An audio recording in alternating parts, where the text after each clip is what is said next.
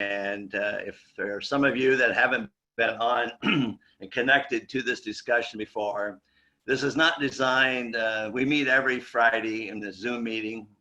The schedule has been sent out. It's scheduled for both fall and spring semester. These meetings are designed for various groups to give updates on their research and development work on this whole concept of continuous living cover that is supported by and facilitated by the Forever Green Initiative, as well as others, right? So the basic design is to have these teams provide their updates and then open it up for discussion and for input into their work to advance each of these teams over time. So that's the intent. So it's not a seminar series per se, right? It's basically a discussion, an update, and to provide for all of us to get together on a weekly basis and think through things that are happening in this area of continuous living cover that's going on not only here in Minnesota, but really across the Midwest and beyond.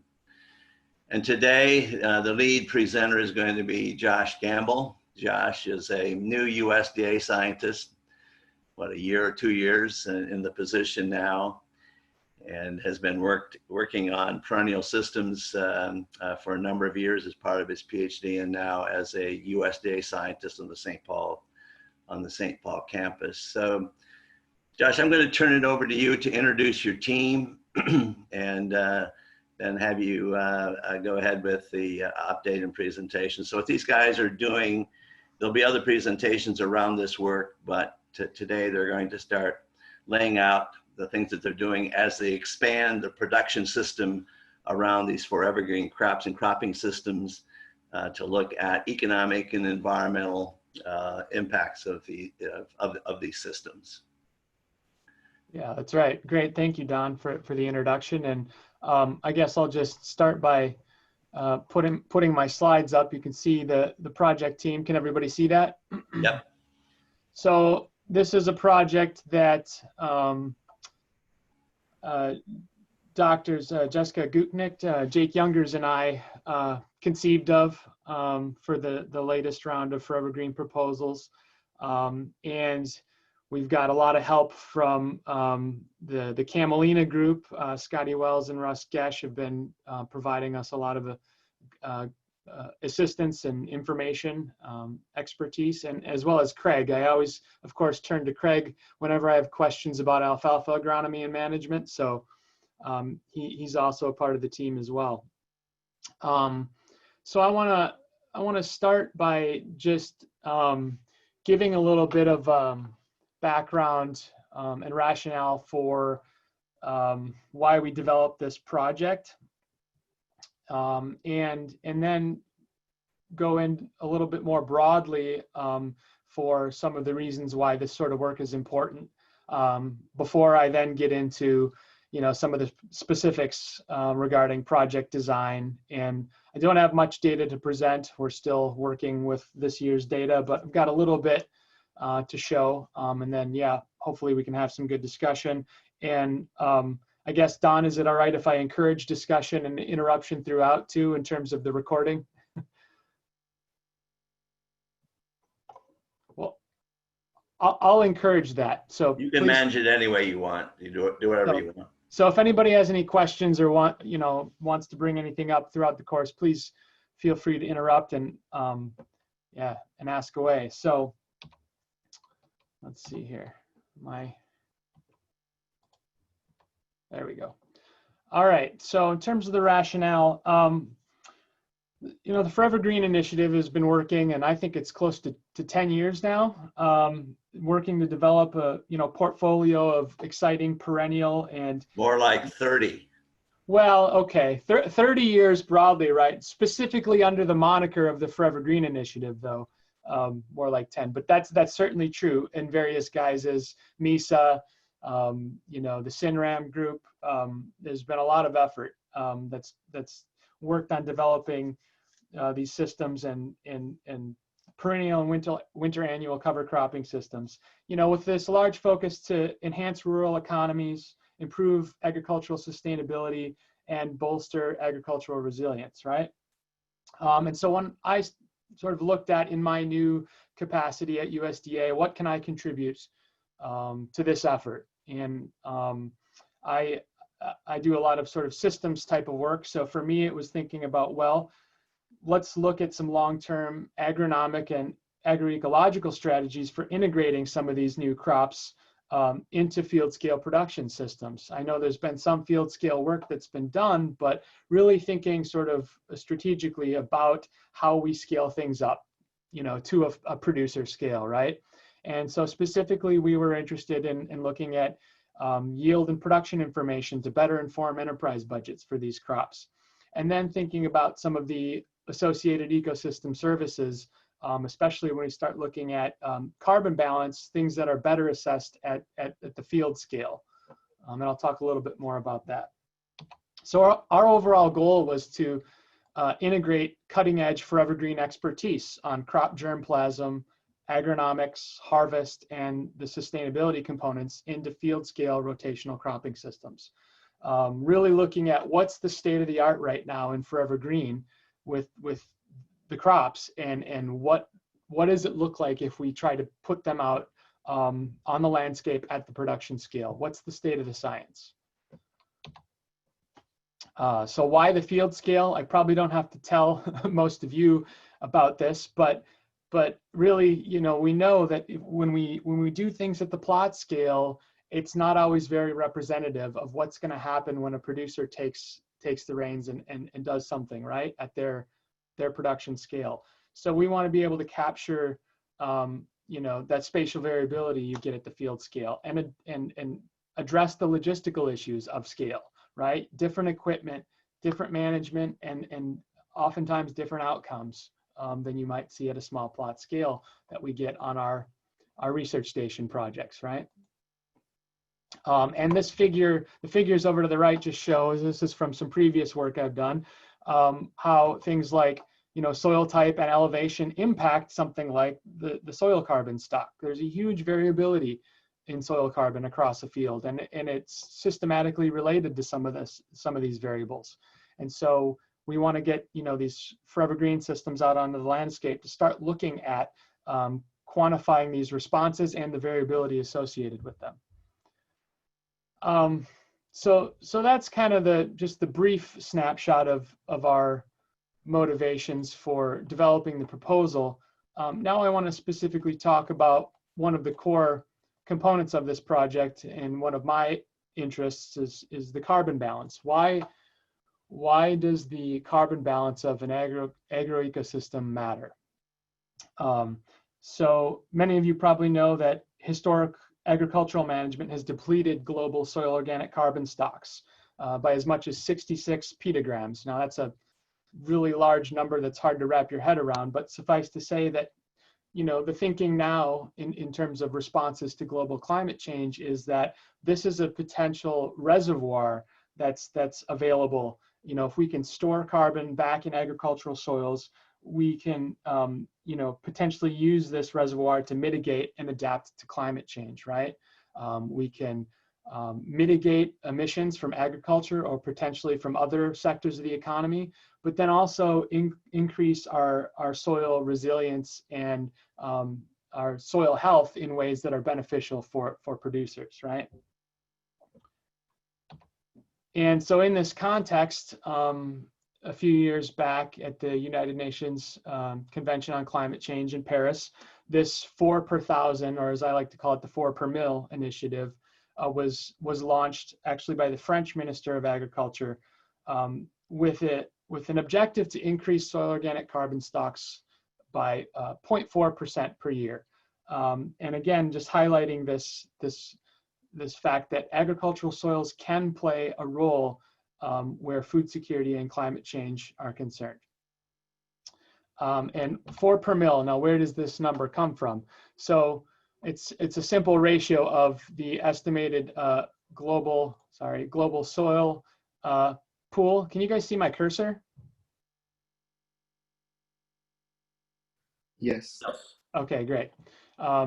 So the estimated global pool of soil carbon to 2 meters depth and our annual emissions, and it's a simple ratio. So we annually emit 9.3 gigatons of carbon. That's about 4 per mil of the total soil organic carbon stock in the top 2 meters of soil. So if we can increase our soil organic carbon stocks by 4 per mil per year, we can essentially offset all of the anthropogenic CO2 emissions and limit warming to 1.5 degrees C or less. Now, this is a very ambitious target, and one of the reasons for that is this number here, this 2 meter number. We don't really actually know a whole lot about soil organic carbon dynamics at 2 meters depth, and whether or not we can actually affect that kind of change at that depth. So there's been a lot of debate about this and a lot of sort of feasibility type studies, and through that there's been some work that's sort of further refined targets for US agricultural soils to focus on just the top 20 centimeters of soil. And if you take 4 per mil of that carbon pool, you've got about 68 teragrams of carbon per year. And so if we can do that, this yields about a mitigation of about 50% of US agricultural emissions currently. Now, this is not quite as ambitious of a target, but is perhaps a more realistic target. But that is the question. Can we do this? Can agricultural soils have a meaningful impact on mitigation and adaptation to global climate change? So, as I mentioned, there's been a lot of sort of feasibility work that's gone into this. And I think one of the sort of better studies is led by Adam Chambers, Rationale, and Keith Poston in 2016. And they kind of looked at what is the potential. And you look at this table here that they have produced, and you see that, you know, in terms of cropland and grazing land, you know, the number we're looking at is 68 teragrams. And here you can see that that's well within the range of sort of technical potential on cropland and grazing land. And then in combination with something like soil restoration practices. Now, these numbers are not all additive because of the potential overlap, right? But the message is that it's technically feasible, right? I think their quote was that the majority of US cropland and grassland soils have the capacity to increase carbon stocks consistent with the 4 per mil initiative. And what are the practices that are going to get us there? Well, this is not necessarily you know, breaking news to a lot of us here, right? It's things like conservation crop rotation, residue and tillage management, cover cropping, forage and biomass plantings, things that this group is already working on in many regards. And the other, so their conclusion with this is that there's a near infinite combination of grassland and cropland conservation practices that can get us to this 68 teragrams target. But the other really exciting thing that I think that they highlighted in this paper is that their analysis does not consider potential of breakthrough plant genetic technologies. They specifically mentioned things like deep rooting crop phenotypes, higher yielding varieties, or other adaptations that might be beneficial in terms of root turnover, soil carbon cycling, and retention, right? So to me, that really stood out. That's sort of a call to arms or a direct, you know, link to Forever Green's work, right? Let's think about ways that we can position Forever Green into an effort like this. And that's directly ties into our sort of conceptualization for this project and thinking about taking this best available technology with the Forever Green crops and looking at where we're at.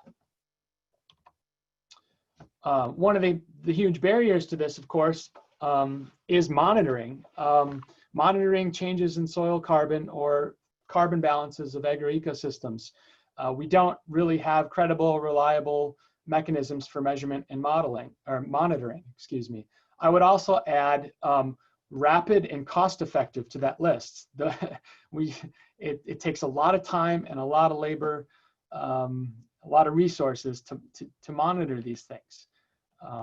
And we need to do that, you know, if we want to ensure that, you know, a management practice that we put out in the field is actually having the intended impact, right? You need to monitor. So this requires analysis of huge amounts of data over different spatial and temporal scales. We've got very large background stocks of carbon, relatively slow and small changes in carbon. So the signal to noise ratio is tiny, and just a huge amount of spatial and temporal variability to deal with.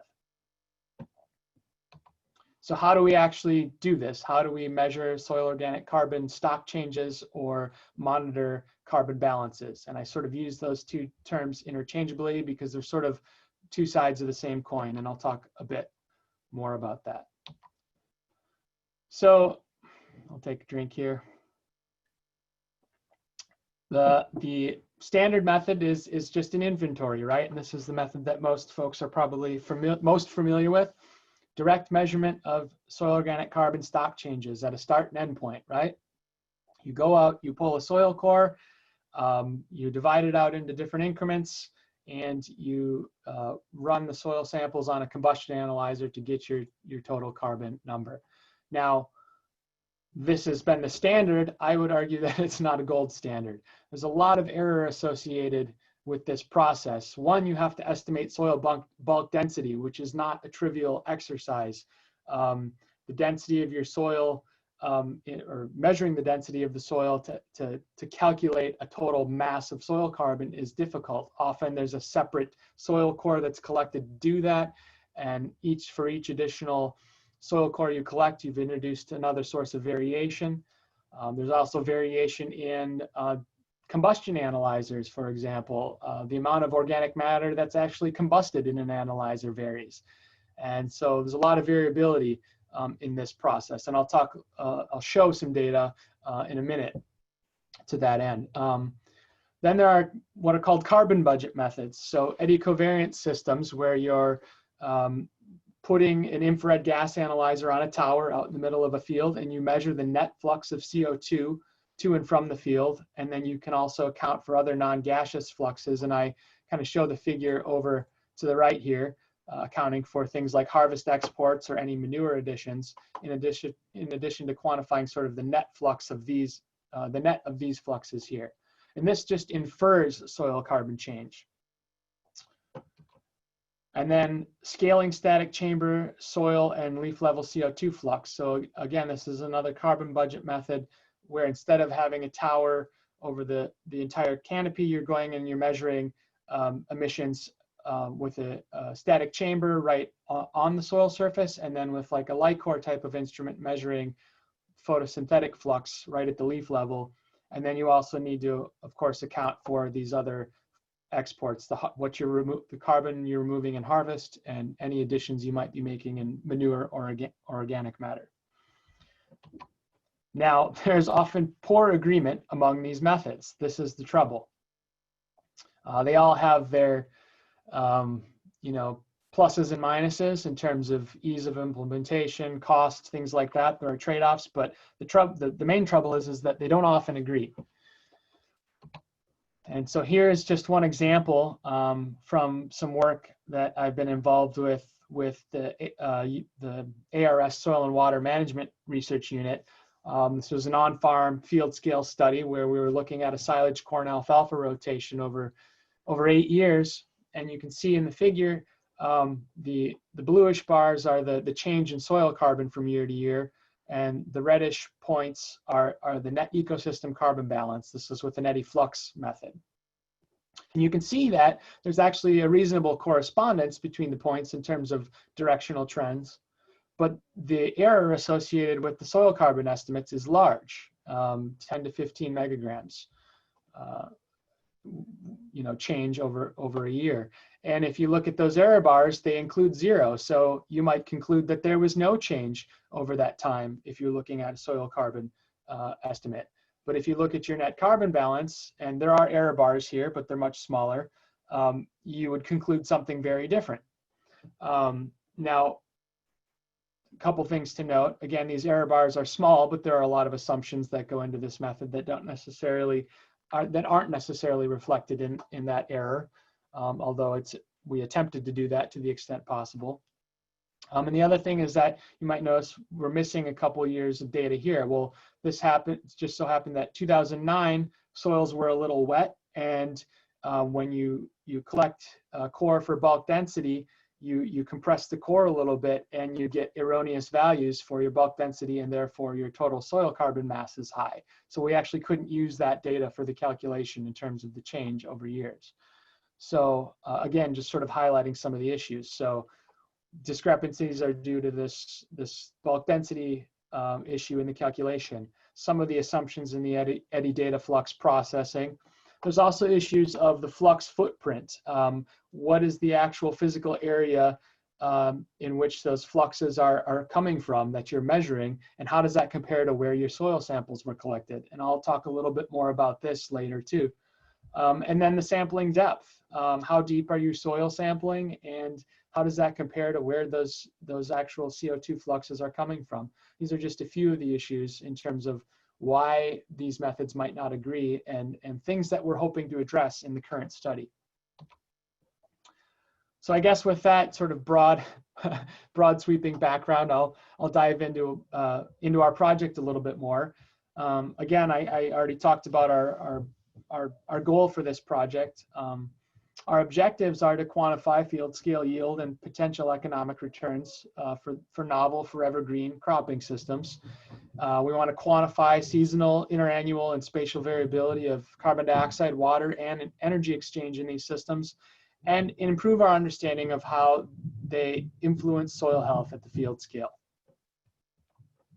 So some of the deliverables, we want to help refine best management guidelines for these crops and refine the crop enterprise budgets based on this field scale data.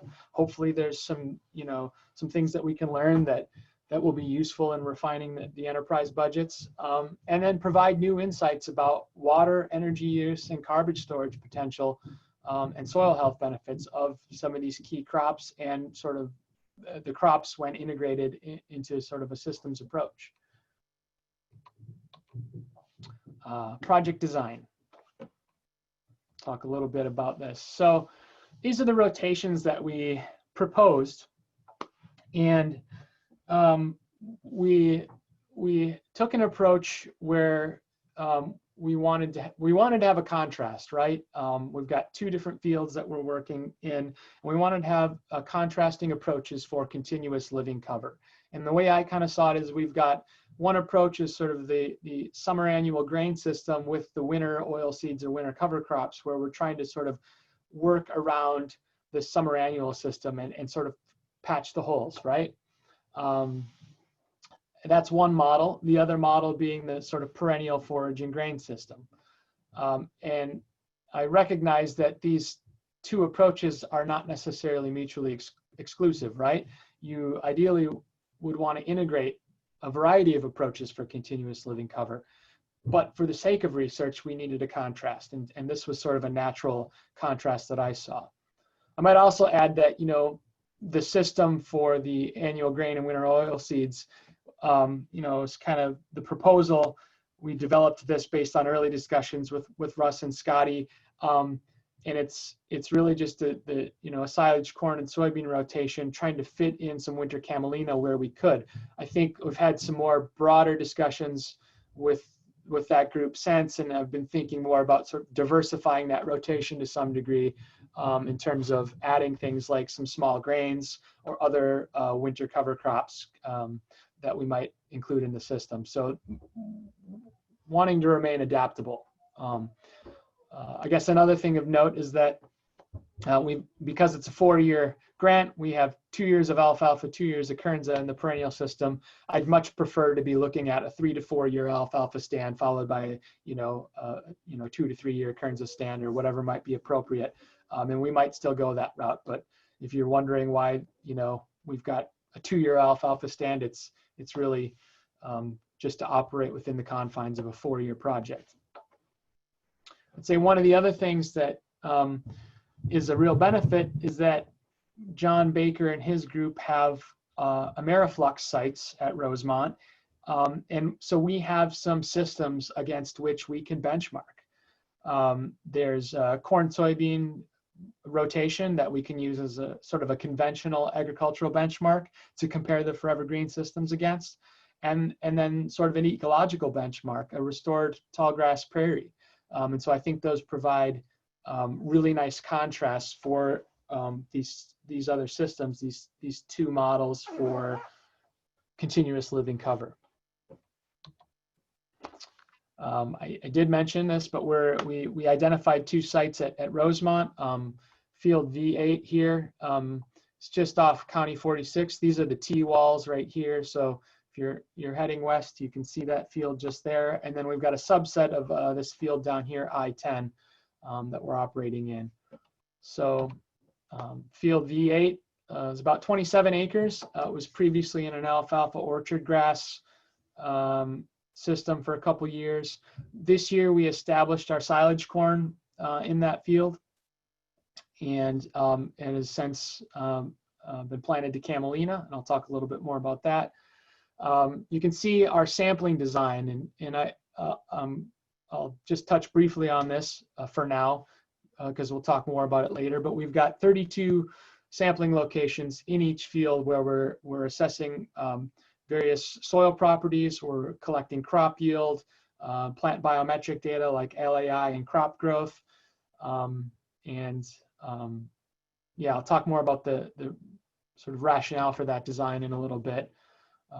This is the second field, I-10.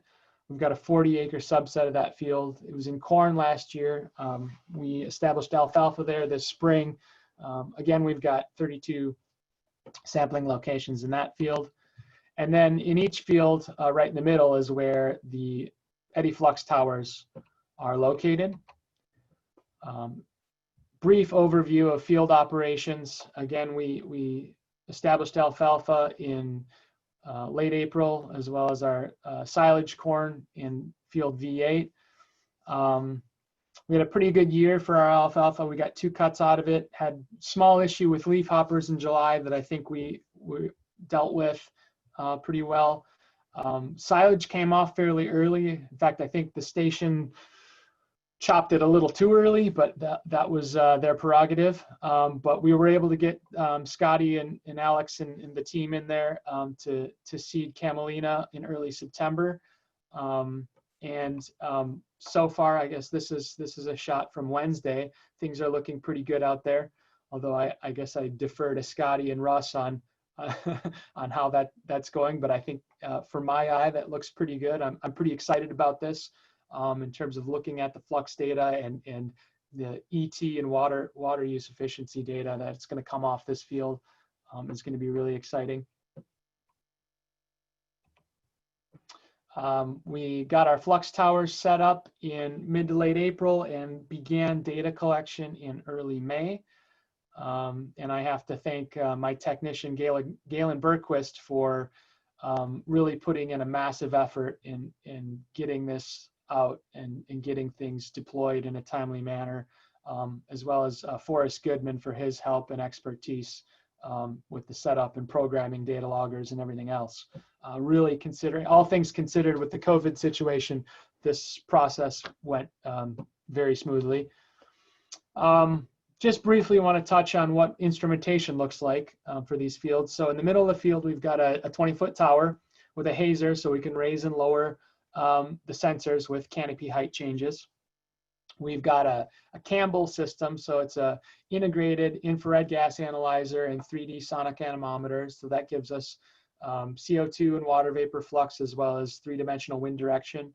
We've got air temp and relative humidity, a tipping bucket for rainfall, and then we've got some sensors down in the soil here for deep soil temp, moisture, and heat flux.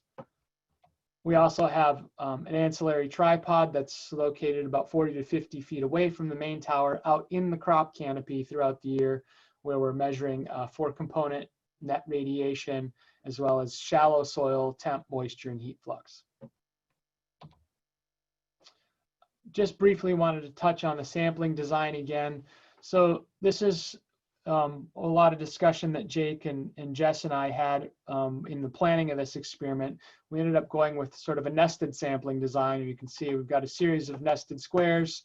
And this really allows for us to sort of systematically estimate the spatial structure and account for the spatial variability that we might see in the soil measurements. And yeah, I'm really excited about this design. It's been sort of a learning process and trying to figure out how we best account for spatial variability in these fields. Jess, Jake, I don't know if either of you have anything to add at this point about the sampling design that I might have just overlooked. I don't think so.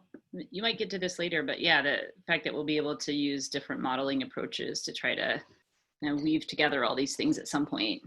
So sure, yeah, and, yeah. No.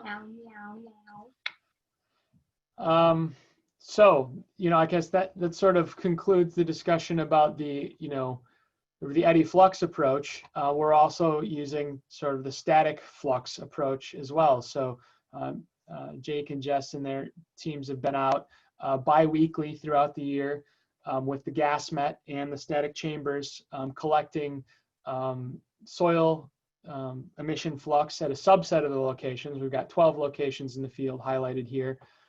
So the static chamber flux as well as the light core leaf level photosynthetic fluxes.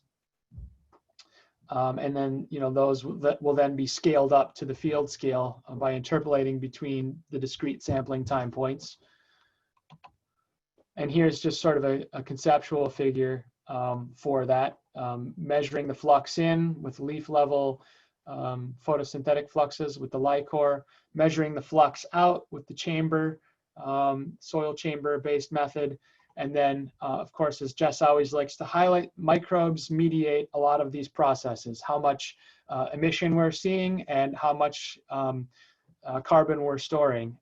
And also the fact that the microbes are carbon storage in and of themselves. So we'll be, monitoring aspects of that as well. This is just a schematic of the static chamber pan that's being used, and I don't know a ton about this portion of the project, but I do know that this is a fairly unique chamber design in that it allows for including the plant within the chamber during the flux measurements, and then it's just a matter of monitoring the flux over short periods of time as the concentration builds up in the chamber, doing that on a bi-weekly basis, and then interpolating those fluxes between time points and scaling that up to sort of a field scale estimate of those fluxes that we can then compare with the eddy flux measurements and then the soil measurements, right? So this spring we collected our first round of annual measurements for total and organic carbon, and we'll be using equivalent soil mass methods for this in order to avoid some of the pitfalls of the bulk density approach. And if anybody has any more questions about that, I'd love to discuss that. And then also looking at physical structure, aggregate stability, and then Jess is doing looking at this microbial mediation of fluxes, looking at lipid analysis to determine fungal and bacterial abundance. So I don't have a whole lot of data, but I do want to highlight just sort of one piece of this and how I envision us bringing a lot of this information together in terms of reconciling these different methodologies for looking at carbon balance. So this figure shows the flux footprint for the V8 field. So this was our silage corn field this year. And this shows from April to October where our tower was picking up fluxes from. That's a flux footprint using a popular flux footprint model from Natasha Kloon. So it's basically a heat map. And the red circles indicate the 80%, or sorry, 70 would be the inner circle, 70% footprint, 80% flux footprint, and 90% flux footprint contribution areas. So 90% of our fluxes throughout the year were coming from this area, 80 from here, 70 from here. And this is really useful in that it gives us an understanding of, when we go to compare the eddy covariance based carbon budget to our soil estimates, that some of these samples out here are not going to be as useful for us. We really want to be focusing on these samples, at least in terms of thinking about some sort of area weighted averaging in terms of their contribution to the overall carbon estimate for this field. And so that's just one little bit in terms of data and how we're sort of bringing these approaches together. We're working right now on post-processing our flux data, gap filling, and quality QA/QC on that data. We've got all our yield data that we're working up, and of course, Jess and Jake have the chamber-based and leaf level flux data that's still in process. And I just wanted to again then just show this slide in terms of really thinking about one of the core aspects of this project is addressing this discrepancy between methodologies, and that we're really hoping to sort of reconcile these methods in some way and think about how do we best assess carbon budgets in terms of speed, accuracy, and cost. That's all I have for now.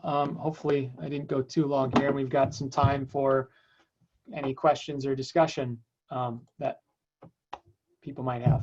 So. Well, let's open it up for discussion. Any of you have any comments? First, I want to thank you for your great presentation and laying out the issues that have been facing us around carbon and mass balance for years, and hoping that we can maybe advance that work as well as learning about these systems for the future. Any comments, questions for the team from anyone?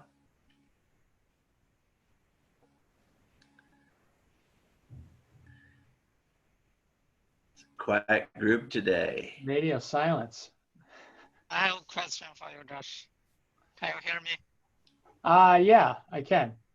Let me turn on my screen that everybody can see you. So thank you for your excellent presentation. This is a new area